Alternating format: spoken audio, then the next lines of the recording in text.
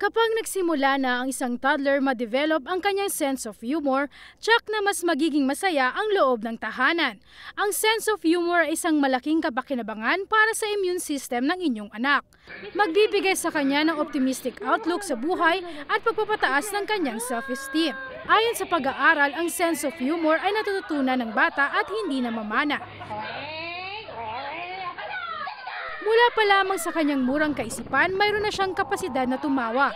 Kadalasan nagsisimula sa ika-9 na buwan ang kanyang pagkaunawa sa physical o visual jokes. Ang mga toddlers ay willing na matutunan at katuwaan ang pagkakaroon ng humor sa buhay.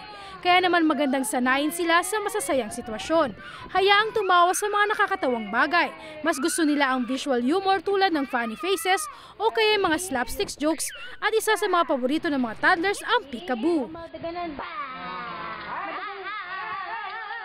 Ang mga toddlers ay very physical sa halos lahat ng bagay. Makarinig lang ito ng biglang ingay o kakaibang gumagalaw, ikatutuwa na nito. Kaya kadalasan ang mainam na laro ang ibigay ay yung mga may busina o tunog na panibago sa kanyang pandinig, dahil siguradong hindi niya mapipigilan ang pagtawa sa tunog na kakaiba. Sulit naman o hindi ba kapag nakita mo ang ngiti sa kanyang mata at ang pagtawa na nakakaalis ng problema? Para sa iBalita, ako si Floverlyn Mangilip.